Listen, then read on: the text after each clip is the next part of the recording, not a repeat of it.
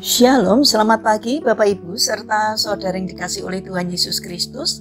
Kiranya berkat, damai sejahtera dan sukacita dari Tuhan Yesus Kristus senantiasa menyertai kita sekalian. Sebelum kita mendengarkan firman Tuhan dan renungan, marilah kita berdoa. Tuhan Allah Bapa yang Maha Baik, kami sungguh bersyukur atas kebaikan dan kemurahan-Mu, karena Engkau Tuhan yang selalu melindungi, menolong dan menopang kami. Terima kasih atas setiap kebaikan-Mu, ya Tuhan. Jika saat ini kami akan mendengarkan firman-Mu, urapilah kami dengan Roh Kudus-Mu, agar kami dapat mengerti dan memahami apa yang Tuhan sampaikan kepada kami. Bimbing hati kami, agar kami mampu untuk menjadi anak-anak-Mu yang mentaati firman-Mu. Terima kasih Tuhan. Di dalam nama Tuhan Yesus Kristus, kami sambut berkat firman-Mu. Amin. Bapak Ibu serta saudara yang terkasih, bacaan firman Tuhan saat ini diambil dari TB2, Kitab Amsal pasal 14 ayat 29. Demikianlah sabda Tuhan. Orang yang panjang sabar, besar pengertiannya, tetapi siapa cepat marah, membesarkan kebodohan. Tema renungan saat ini adalah ketika amarah membunuh kesetiaan.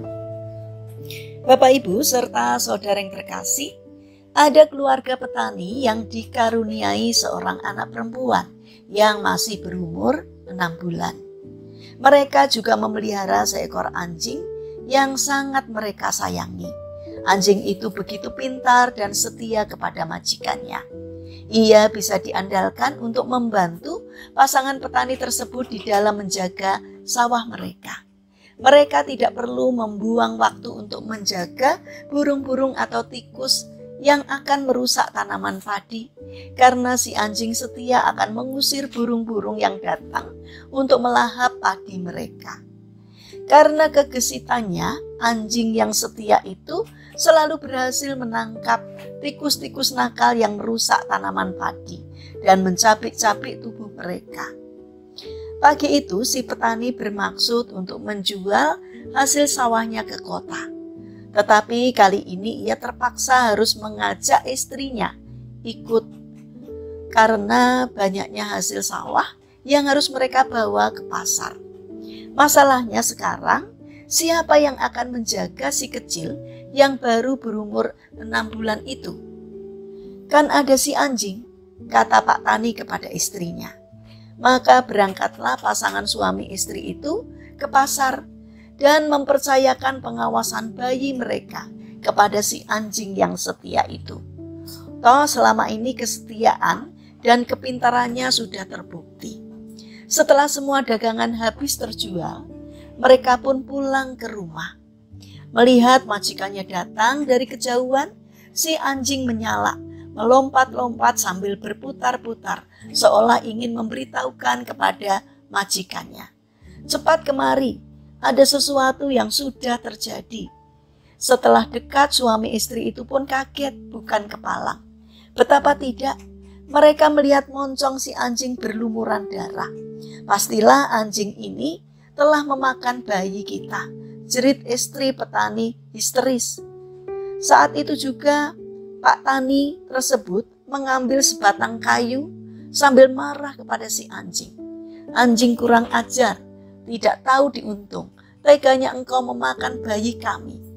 Lalu dengan sekuat tenaga petani itu memukulnya dengan kayu ke atas kepala si anjing. Anjing itu pun sempoyongan berteriak lemah dan memandang tuannya dengan mata sayu. Setelah itu ia rebah dan tak bernyawa dekat kaki tuannya. Suami istri itu bergegas ke dalam dan di sana mereka melihat bayi kecil mereka sedang tidur terlelap. Di bawah tempat tidurnya tampak bangkai ular besar dengan darah yang berceceran di tanah, bekas gigitan si anjing. Suami istri itu pun akhirnya duduk terkulai. Penyesalan mendera hati mereka karena telah membunuh anjing setia yang justru telah menyelamatkan nyawa bayi mereka dari serangan ular besar. Bapak, Ibu, serta saudara yang terkasih, cerita ini mengajak kita kembali kepada pengajaran firman Tuhan, yaitu tentang bagaimana kita harus menguasai diri sepenuhnya dan tidak cepat terbakar emosi dalam kemarahan. Banyak permasalahan yang timbul dikarenakan emosi yang tidak terkendali. Karena itu marilah kita berlatih diri untuk mengendalikan emosi, sehingga kita tidak melakukan tindakan yang bodoh, sehingga menyesali diri. Mari kita berdoa. Tuhan Yesus yang Maha Baik, tidak mudah bagi kami untuk mengontrol emosi ketika diperhadapkan pada situasi yang membakar hati kami. Karena itu kami memohon, penuhilah kami dengan kuasa Roh Kudus-Mu, sehingga Engkau berikan kesabaran dalam menghadapi persoalan yang kadang membakar hati kami. Bimbing kami agar kami menjadi anak-anak-Mu yang mentaati firman-Mu. Terima kasih Tuhan, saat ini kami berdoa bagi saudara-saudara kami yang mengalami pergumulan atau kesulitan hidup. Kiranya Tuhan berkenan hadir untuk menolong mereka. Bagi mereka yang terbaring sakit, kiranya Tuhan memberkati setiap upaya yang mereka lakukan. Kiranya Tuhan berkenan hadir untuk menjamah dan menyembuhkannya. Bapa yang Maha Kasih, kami ingin menyerahkan setiap aktivitas kami hari ini kepadamu. Sertai dan berkati apapun yang boleh kami kerjakan, sehingga dapat mendatangkan berkat dan sukacita, tidak hanya bagi diri kami, namun juga bagi sesama kami. Terima kasih Bapa, tolonglah kami, agar kami dapat menjadi anak-anak-Mu yang taat, sehingga kami menjadi orang yang boleh berkenan di hati Tuhan.